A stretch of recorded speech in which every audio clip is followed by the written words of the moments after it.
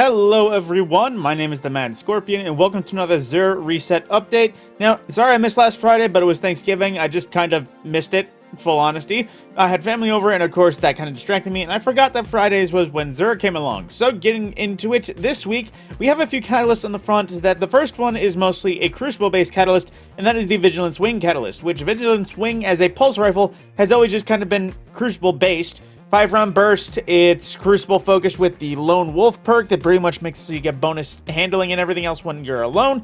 And I've honestly haven't touched it since, like, ages ago, so I don't know if it's changed anywhere near that late. I know the catalyst originally was full auto, but it now gives you ensemble if you get improved in handling and reload speed when people are nearby. If you are a fan of the Crucible and Pulse Rifles, I would say get this, but if you don't plan on using Vigilance Wing in PvE anytime soon, I would literally just, not. Next is the Lemonarc catalyst, which I know I've mentioned it before. This one is one that this gun did not need, but absolutely does thrive on. In PvE activities, whenever bows are the anti-champion, this one is very handy, especially with Unrelenting, spawning on either 3 minor tier ad kills or 1 yellow bar ad kill. If you kill a champion, a yellow bar, a mini boss, anything that has a different color other than red, you will get heals from doing kills with this weapon. It is very solid, no reason to not get it officially. Next, in terms of armor, the first we have Abydia Spaith, which is, oh god, excuse me, sorry for that pause, which is dramatically simple in its design. Essentially, you just get 2 throwing knife charges. Getting a final blow with a throwing knife gets the damage buff that will stack together, and Gambler's Dodge refreshes the timer. So if you're ever a fan of just throwing your knives on Solar Hunter, dodging, refreshing them, getting them back, this is a way to make throwing knives your main weapon nowadays. Next is the Dune Marchers, which is another inherently simple exotic. You get increased sprint speed, so it's very good for Crucible. When you sprint, you build up a static charge that after a base melee attack enemy, it will chain lightning to nearby enemies. It's not specified if it's arc specifically. I know lightning, you like to think electricity, but it might just be general damage. In the Crucible, it has been toned down many a times because this kind of became the thing everyone used, but at the same time, it's pretty nifty, it's pretty easy to use, it's just generally a mobility exotic that has a nice little punch to your punch. So with that, moving on, we have Prometheum Spur, which sounds amazing, but in practice I feel like it's just not. So what happens is during Daybreak, the Solar Super, where you throw your sword, final blows will create both a healing and empowering rift at the enemy's location. Now, in theory, it sounds good, but you are throwing your blades into the enemies. It's entirely possible that those rifts are in very bad spots, especially in endgame content. Next, when you have a Solar Super equipped, Solar Weapon Final Blows will grant you Rift Energy. That's pretty much the good part of it. And standing the Rift increases the available energy. Final Blows, while in a Rift, consume your class ability energy and create a also combo Rift at the target's location. So aside from the Solar, recharge that it does to your Rift, there is no reason to really run this because, again, in endgame content where these kinds of healing empowering rifts matter, you always make the rifts at the target's location, which, in that essence, is not really a good idea. If it made it on your location, it might be OP. Unfortunately, there is no way to kind of balance it between theirs and your location.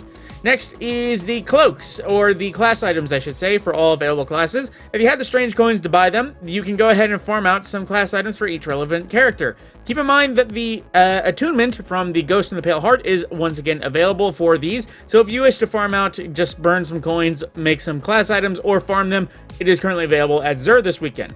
Next, into his main offers and exotics, we do have the usual Hawkmoon, this time with Surplus, the Heavy Grip, as well as Small Bore, a general all-around solid Hawkmoon. Then again, I know I've mentioned in the past, Hawkmoon and all of its individual pieces doesn't really modify it drastically heavily in one direction or the other for range or stability.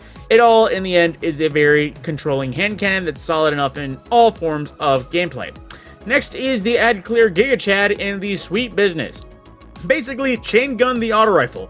It has 150 rounds in the magazine, it has incredibly accurate hip fire, picking up special or heavy ammo will automatically reload it, and sustained fire boosts its range and rate of fire, basically chain gun effect. And something not listed is the fact that it does actually have explosive rounds every now and again in the middle of a burst, and the Sweet Business Catalyst makes it so that when you are fully spun up, you have reduced flinch, ideally for PvP scenarios. But at the same time, it is an inherently simple gun. It is essentially Burt the gun with occasional explosive rounds, nothing more to really add there. I wish it had something else spicier about it, but it is, again, the Gigachad ad clear. But then the, just kind of basic ad clear Graviton Lance, what seems like everyone is recommending nowadays, even though I find it boring after a time. Basically, a turbo burst pulse rifle that has a unique set of where the first shot of the burst doesn't do nearly as much damage, but the second shot of the burst does way more damage, where it makes it so that it also has pretty much no recoil, or how do I say this? It has high recoil, but no range limiter, at least according to this. But then cosmology is where it gets nuts, where when you kill something, it'll cause enemies to explode and spawn seeking void projectiles that can track targets. They are very lethal in terms of most content, but in the terms of endgame, it does come a little bit short, but it is still quite powerful. And then also it has the catalyst, which grants it Vorpal and Turnabout, which Vorpal is self-explanatory. It'll just increase your damage to boss targets, and Turnabout makes it so that anytime you kill overshields or shields, I believe, you get an overshield yourself, which is quite handy when it's something that can, you know, murder everything just by killing one thing.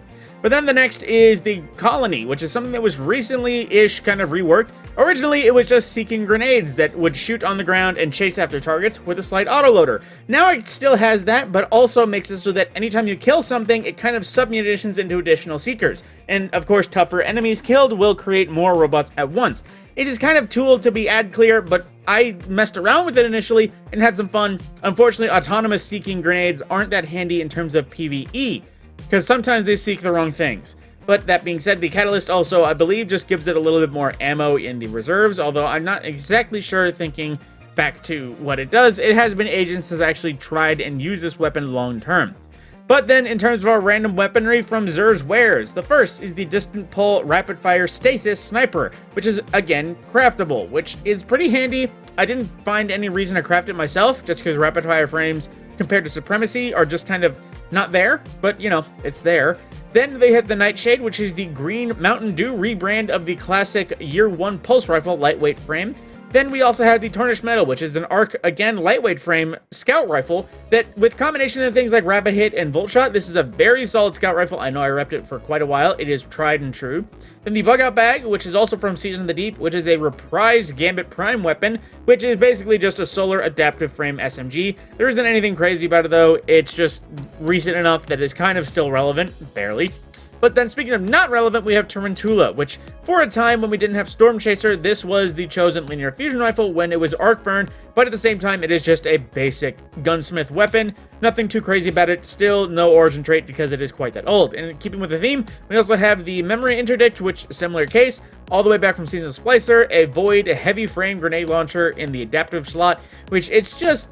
I know I had a friend who used to use this constantly for Crucible because it had some good perks, but aside from that one case, this is just otherwise a heavy weapon. It doesn't have anything exactly shining about it. And lastly, we have the usual class swords for all three respective characters in the classic style.